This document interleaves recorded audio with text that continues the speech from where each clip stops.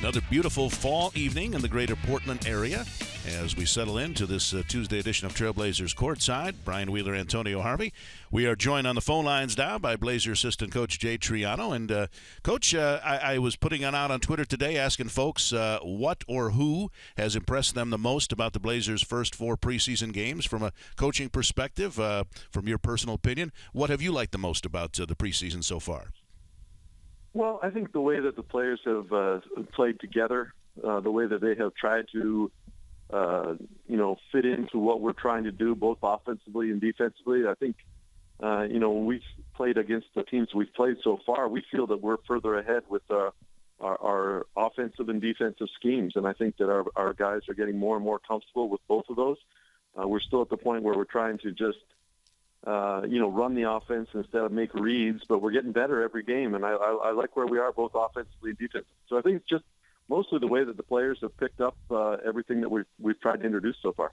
Coach, coming into the season, obviously there was a lot of things up in the air, and a lot of people were wondering what type of team this would be. One of the things that's really impressed me, the athleticism, and not just one or two guys, but it seems like there was an upgrade at just about every position in terms of overall athleticism. Well, Tom, I agree with that. I think one of the things is that, we are longer than we have been in the past. And with that length and athleticism that you mentioned, we think that we can be very effective, especially at the defensive end of the floor.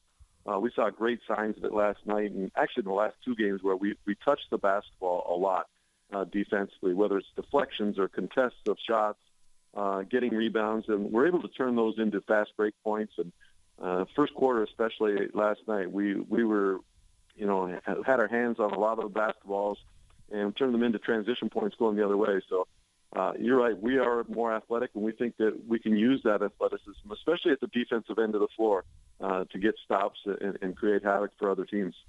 You play so many games, of course, not only in the preseason, but once you start getting into the 82-game regular season as well.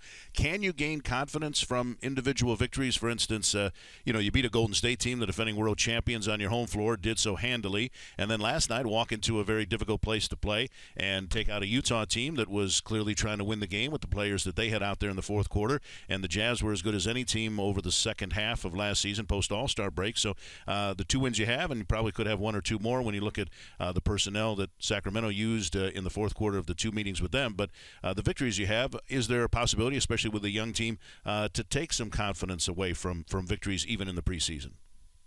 Well, you'd like to think that the players feel rewarded for the work that they've done so far. They've worked hard at trying to grasp everything that we've put in.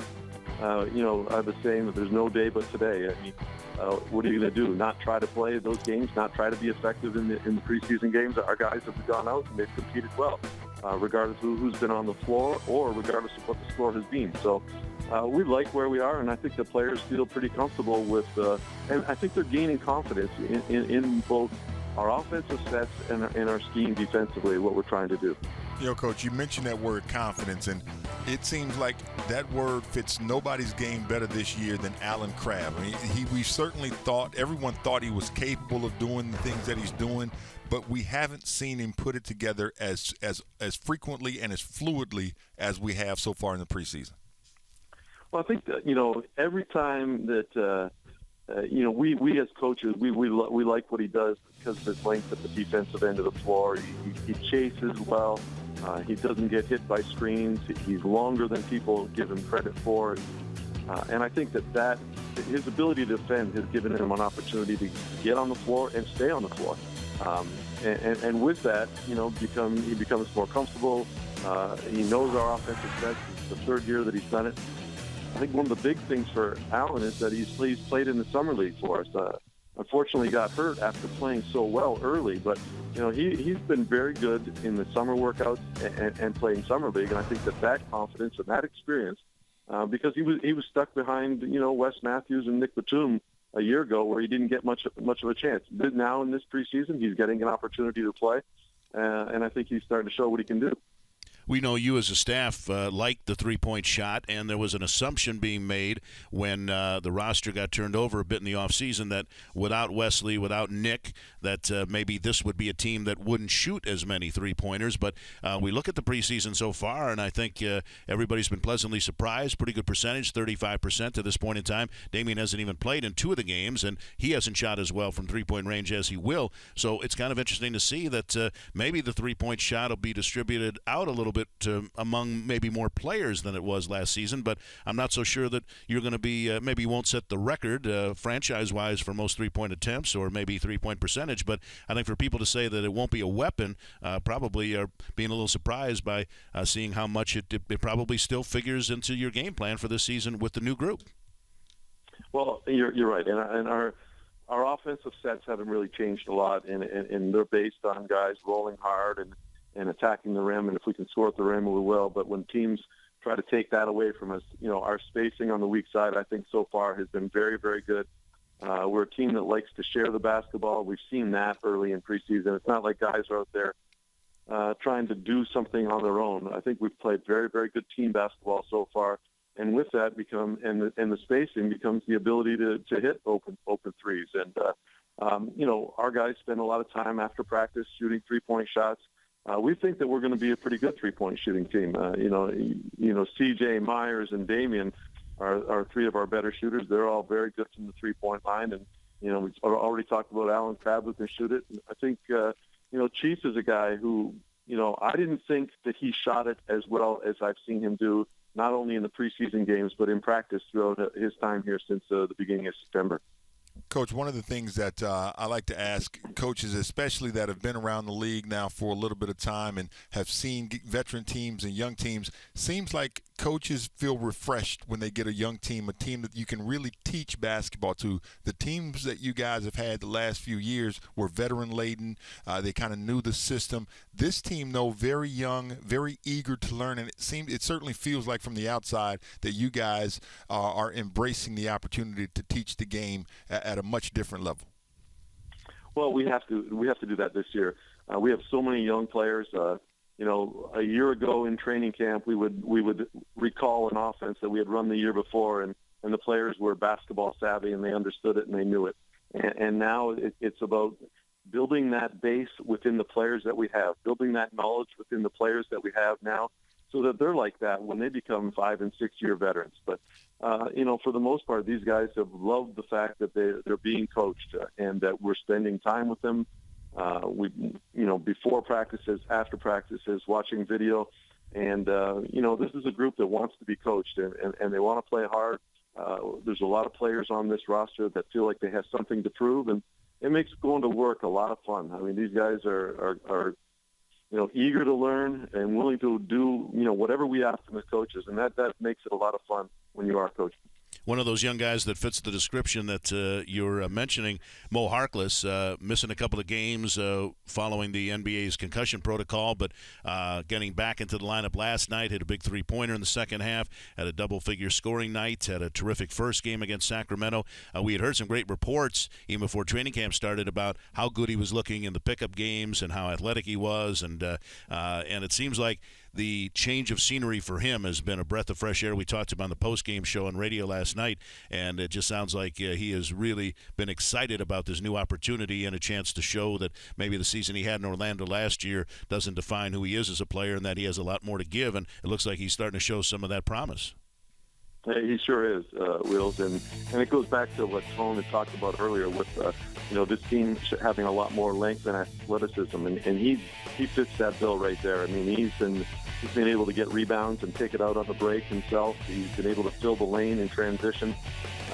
He's working diligently on his ball handling. He's working with the coaches that a three-point shot and seeing if he can become more consistent than he has been in the past. And I think that we're seeing, really good payback from all the work that he's put in during the offseason. And in September, it was a big month for him. Coming here and getting to know the coaches and getting to understand what the Trailblazers were all about. And we're excited about, his length and athleticism, what he brings to the team. He's got a lot of bounce to him, and I think he's a good defensive player as well, so it really fits what we're trying to do. You mentioned rebounding, and as soon as the word rebounding came out of your mouth, the first person I thought about was Pat Connaughton. The job he's done from the 2-3 position of getting back and getting to the boards to help out has been fantastic. Well, the one thing about Pat is he's a great athlete. Obviously baseball, we've seen him throw a baseball. We've seen him throw a football in our facility. We see the way that he runs the floor and that he attacks the basket. He's got a great nose for the ball. He knows where to be. He knows how to go get it. He's strong when he gets it. He's got, strength in his wrist and forearms, so great leaping ability. So, he does. He just seems to be in the right place at the right time, and a lot of that comes with, athletic awareness, and he's got a lot of that. He's a very good athlete, and I think he's got a great future ahead of him. So, Coach, what will this week look like for you? You didn't have a formal practice today, but you've got some time for some workouts with the club before you play again on Sunday, and it'll be kind of like the regular season, and that you'll be playing the team for the second time, as you've already done with Sacramento. But talk to everybody about what the next few days will look like, because sometimes once training camp gets underway and you have that first full week before your first preseason game, you don't always get a lot of practices in a row as you're going to have this week. Yeah, no, there's a variety of things that we'll have to check off this week, special situations that we haven't talked about yet in training camp, tweaks to some of our plays. We haven't really wanted to show a whole lot in preseason. We'll continue to build upon our playbook. We thought it was imperative that our players understood the basic sets that we've run, and that's basically what we've done so far. Coach Stotts has done a great job of integrating some of the things that we're going to add in after timeout plays. So, they'll have seen it once live in action, and then we can go back this week and review lots of our sets, just go over all the little things, how to get the ball from one end of the floor to the other, how to call a timeout, making sure that all of our young players are aware of everything. We've got a huge checklist as a coaching staff, and we've got to make sure that these guys are prepared because, you'd like to have a couple games where you apply these things, but you also don't want to show too much. But game one starts, we've got to have everything ready.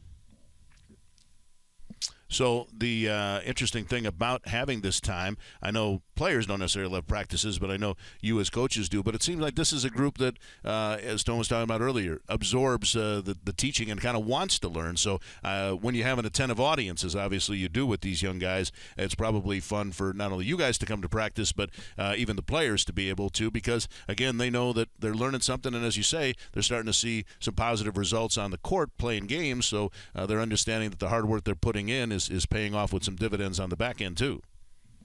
Absolutely. And, I think the one thing, we had to actually tell the players not to show up at the facility today. It's been the first day off that we've had, since training camp started.